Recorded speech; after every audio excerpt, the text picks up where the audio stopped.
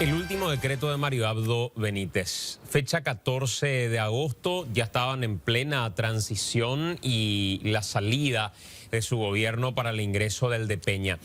Pero dejó un último decreto, una última observación sobre un tema extremadamente sensible que tiene que ver con seguridad, que tiene que ver con algún ciberataque que se advirtió desde la Secretaría Nacional de Inteligencia, Enrique.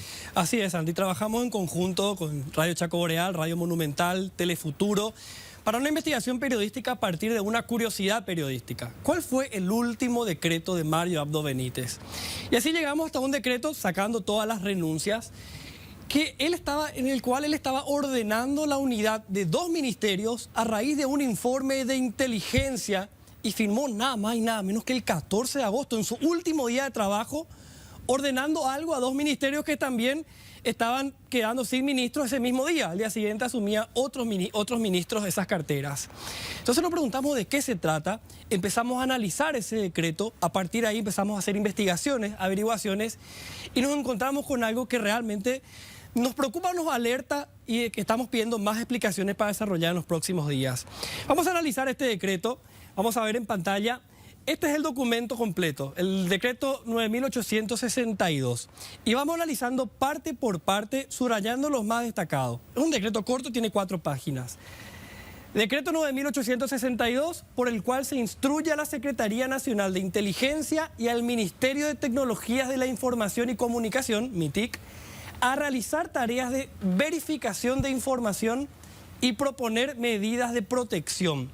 Ahí está la fecha, el dato quizá más curioso hasta este momento, 14 de agosto del 2023, y dice el visto, y lo subrayamos: la comunicación realizada por la Secretaría Nacional de Inteligencia dependiente del Poder Ejecutivo en fecha 14 de agosto del 2023. O sea, no nació de Mario Abdo. No, y hasta acá que tenemos, Santi, el 14 de agosto, el último día del ministro de Inteligencia Esteban Aquino, el último día del presidente Mario Abdo, Inteligencia le pasa una información al presidente de la República que es tan urgente que motiva a que se haga este decreto y esta orden, que ya ni siquiera iba a ser para ellos, iba a ser para los ministros del gobierno siguiente que asumían ese mismo día siguiente, el 15 de agosto, en la asunción al mando.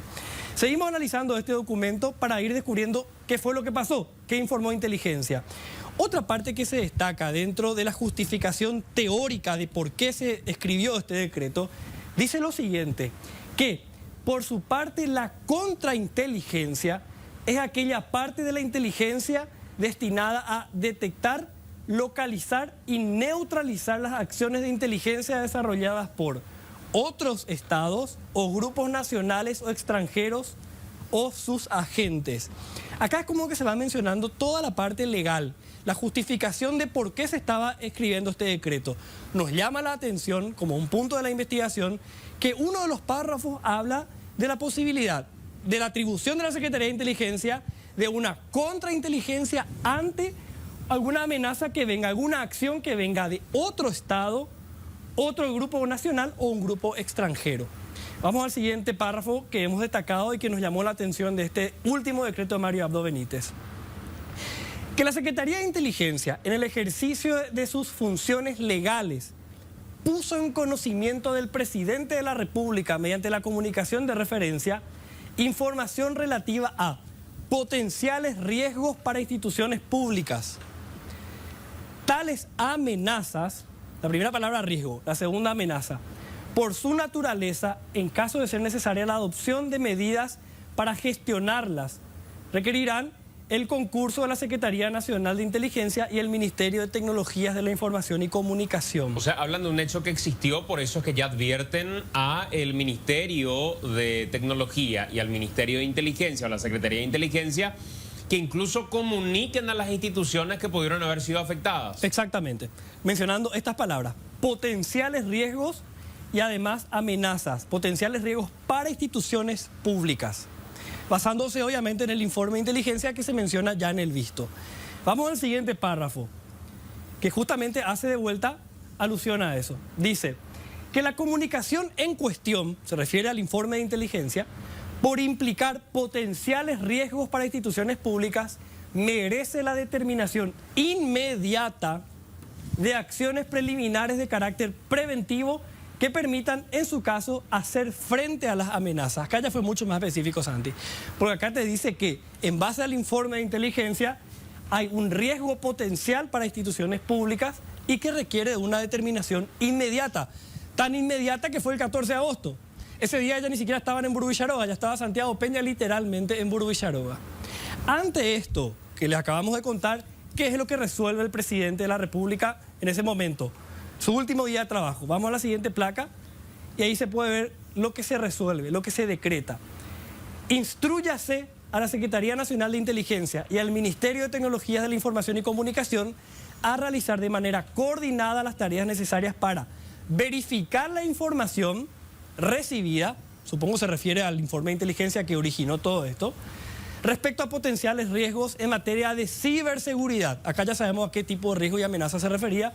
Es algo relacionado a la ciberseguridad para instituciones públicas. 2. Encomiéndase a la Secretaría Nacional de Inteligencia, en colaboración con el MITIC, en caso de proceder, a proponer a las instituciones públicas correspondientes los procedimientos y medidas de protección en materia de ciberseguridad frente a los riesgos respectivos. Después ya, bueno, la parte formal, que se refrenda por el Ministerio del Interior, que también se estaba despidiendo, y después se comunica y queda en el registro oficial. Este es un decreto que está vigente. Uniendo todo lo que sabemos y lo que dice acá, hubo una amenaza, hubo un informe de inteligencia que el 14 de agosto llega hasta el presidente de la República, en ese momento se estaba despidiendo él recibe este informe y, en base a la inmediatez necesaria en cuanto a acciones a tomar, él ordena que se unan MITIC e inteligencia para mitigar las potenciales amenazas. Ahora, esto lo hizo dejando un decreto y que encuentre el que encuentre, así como en el caso de ustedes que estaban realizando la verificación de los últimos decretos y se encontraron con esto, o convocó a alguna autoridad nexo del gobierno entrante para advertirle respecto a lo que estaba pasando. Porque si dejó un decreto, firmó y se fue, me parece una irresponsabilidad, por más que es una fuente oficial, digamos. Exactamente. Bueno, a partir de ahí entramos ya en lo que fue el post-decreto. Una vez que ya hicimos la lectura, ya entendimos más o menos qué estaba pasando, fuimos a hacer las averiguaciones. A la primera persona que llamamos a preguntar qué pasó, hay un decreto vigente, una orden presidencial a 2 ministerios en particular. Vimos quiénes estaban a cargo de esos ministerios. Hoy en día el ministro del MITIC es Gustavo Villate. Ojo que llamamos a el ex ministro de Inteligencia, Esteban Aquino, no quiso hablar sobre el tema. El ex ministro de Tecnologías tampoco quiso hablarnos del tema al aire. Por supuesto, todas las llamadas las hicimos al aire, tanto en Radio Chaco Boreal y en Radio Monumental al mismo tiempo, buscando voces que nos expliquen qué estaba pasando. Quien sí nos atendió al teléfono en ambas emisoras fue el ministro Gustavo Villate. En Chaco Boreal, a 1330 AM, él decía que no estaba al tanto de lo que estaba pasando, que se estaba enterando al aire de que existía este decreto que le daba una orden directamente a él. Ahí nos preguntamos, ¿no existe acaso un equipo de transición? Se hizo una advertencia inmediata y de esta gravedad, dejando solamente en un decreto sin comunicar lo que estaba pasando a un siguiente gobierno que estaba entrando. Esto nos decía el ministro al aire. Me estoy enterando, la verdad que no tengo todavía esa información. Nosotros pedimos ahora un informe de todo lo que son las últimas resoluciones, los últimos documentos para justamente verificar y tener un panorama de las cosas que se vienen realizando, pero voy a pedir la información y vamos a ver de qué se trata y qué se estuvo haciendo, ¿verdad?, de este tema. No, y me pongo de vuelta en contacto para dar mayor información, pero ahora mismo no me estoy informando con lo que me comentás. Ahora me estoy informando sobre lo que nos comentás, nos decía el ministro al aire en Chaco Boreal. Ustedes hablaron también con esta misma persona y dijo algo que fue un tanto contradictorio, Santi. Exacto, porque lo que hizo es una diferenciación entre el conocimiento de la existencia del decreto y de una comunicación extraoficial. Lo que dejó en claro es que quien tenía más conocimiento del tema es el nuevo secretario de Inteligencia. Exactamente. Podemos escuchar lo que decía también a Radio Monumental, a 1080 AM.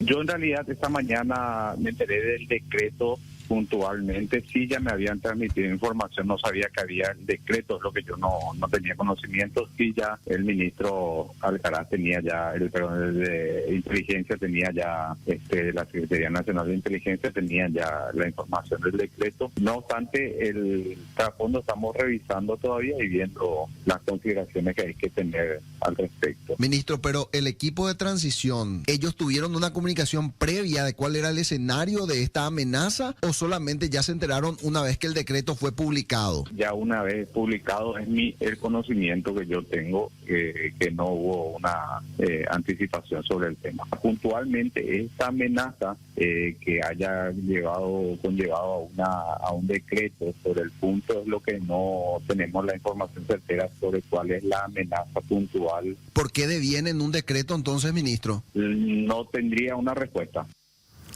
Bueno, ahí, además de la contradicción, digamos, de lo que dijo primero en la radio Chaco Boreal, lo que dijo después en Radio Monumental, tenemos ya la confirmación, Santi, de que el actual ministro de Inteligencia ya está al tanto de esto. Sí. El doctor Marcos Alcaraz ya sabe. Vamos ahora a lo que nosotros averiguamos como investigación periodística, más allá de esta declaración única que se tuvo hasta ahora, no hay un vocero sobre este tema, y la lectura del decreto. Lo que sabemos es que, por más que se habla de potencial amenaza, de potencial riesgo a instituciones públicas, sabemos que sí pasó algo. O sea, hubo una vulneración, hubo un ataque o algo así que tuvo que ver con la ciberseguridad y que tiene que ver con eso que mencionaba el decreto. Alguna organización, algún Estado, ya sea nacional o extranjero, que algo hizo respecto al sistema de ciberseguridad del Estado paraguayo y que afectó a instituciones públicas. ¿A qué documentos pudieron haber accedido? O sea, ¿qué instituciones pudieron haberse visto afectadas? Porque hoy decía Villate, de hecho, si uno mira el decreto y no existió un ataque, esto es la naturaleza de nuestro trabajo. No tienen por qué dejar un decreto para advertirnos sobre lo que de hecho tenemos que hacer. Lo que hace suponer que alguna información mayor respecto a ataques puntuales tendría el gobierno saliente. Exactamente. ¿Por qué también eso, Santi, es muy importante? Porque la naturaleza misma, si vamos a tipo la ciencia jurídica dentro de lo que es la figura del decreto presidencial, nosotros estamos acostumbrados a ver decretos que nombran a alguien, que sacan a alguien, se agradece por sus funciones o que reglamentan leyes. El decreto también puede ordenar cosas. O sea, el presidente se expresa a través de los decretos y a través de un decreto puede ordenar medidas de urgencia como estas, por ejemplo. No es algo que habitualmente vemos, pero si el presidente tomó la decisión de lanzar un decreto con esta orden, con este nivel de inmediatez, y que encima fue el último día, que ya es un hecho insólito, digamos, que en su último día esté decretando este tipo de cosas, es porque efectivamente se descubrió algo más de lo que generalmente ocurre. O sea, va más allá de las medidas de protección habituales que se van tomando y que ocurren todo el tiempo. De hecho, ayer fue noticia una posible vulneración en el sistema de la policía. No tiene nada que ver con esto, según también hemos averiguado en la investigación periodística. Bueno, yo mencionaba hoy a través de Radio Monumental, aquí hay actores que deben hablar y a los que debemos escuchar. Hasta ahora hemos escuchado al actual ministro de Información y de Comunicación, que es Gustavo Villate. Más allá de eso, el decreto existe. Exacto. Está vigente hasta el día de hoy, no fue derogado y a partir de ahí podemos empezar a hacer especulaciones. ¿Existió tal ataque y hay alguna fuente de inteligencia internacional que pudo haber advertido sobre esto? ¿O podría ser alguna estrategia como para mañana justificar algún tipo de filtración? Cualquiera sea el escenario, el hecho objetivo es que hasta hoy el decreto está vigente y no fue derogado. Exacto, Santi. Y hay además otra cosa que dentro de la investigación periodística hemos averiguado. Y nos explicaban, justo en estos días donde fue noticia el tema de los ciberataques y compañías, fue noticia la forma en que se pueden atacar, los hackers atacan. Y poníamos un ejemplo, y le pongo a Sani como ejemplo. Sí. Hay un grupo de hackers que le ataca a Sani y entran a su cuenta bancaria y se roban su dinero. Entonces ella al día siguiente quiere comprar algo y se da cuenta que no tiene plata porque fue atacada y le han robado plata. Hay otra forma de ataque en la que pueden entrar a las cuentas de redes sociales de Sani, hackean, cambian la contraseña y le hacen saber que todos los sistemas de Sani son vulnerables y que ya está en la mira de alguna organización. Sí. Le cambian la contraseña, no le roban nada, pero le hacen saber que está en la mira. Y hay otra forma de ataque que nos explicaban muy correctamente ayer al aire, inclusive justo hablando de este otro tema, es que es cuando un grupo te ataca o vulnera tu seguridad y lo que hace es extraer datos. Entra a la cuenta de Sani, sabe cuánto dinero ella tiene en su cuenta bancaria, sabe cómo es su PIN, entra a su correo electrónico, sabe que le mandó un mail a Santi, entran a ver los correos de Santi, leen los mails de Sani, copian datos, copian contraseñas, copian información y se van. Al día siguiente Sani entra al banco, tiene su misma cantidad de dinero, tiene sus correos intactos, sus contraseñas intactas, pero su información ya fue robada. Lo que nos dicen es que esta vulneración es un poco de esto tercero que les comentaba, que hubo un robo de información que el Estado paraguayo en un principio no se dio cuenta, después alguien advierte a través de inteligencia, ahí nuestra Secretaría de Inteligencia tiene la información completa, advierte al presidente de la República, el presidente da esta orden. Eso es lo que vos decías, el tema de las especulaciones. Bueno, por algo es muy llamativo que no se haya comunicado, que haya habido un equipo de transición, que podría haber hecho una conferencia de prensa, que se pudo haber comunicado. Hoy, habiendo pasado 4 días de este decreto, no se supo nada públicamente. Claro, ambos escenarios son finalmente sospechosos, porque uno cuando envía un correo con carácter urgente llama y advierte sobre lo que está dejando. No lo deja ahí por si alguien vea o no, porque la finalidad es advertir. Pero por el otro lado, que ese decreto continúe vigente y que hasta hoy no tengamos un vocero asignado, también llama la atención y nos dice, ¿será que ocurrió esto que se advierte? Y de hecho lo hizo la Secretaría de Inteligencia Nacional. Gracias, Enrique. Así mismo, señor. Gracias. Muy amable.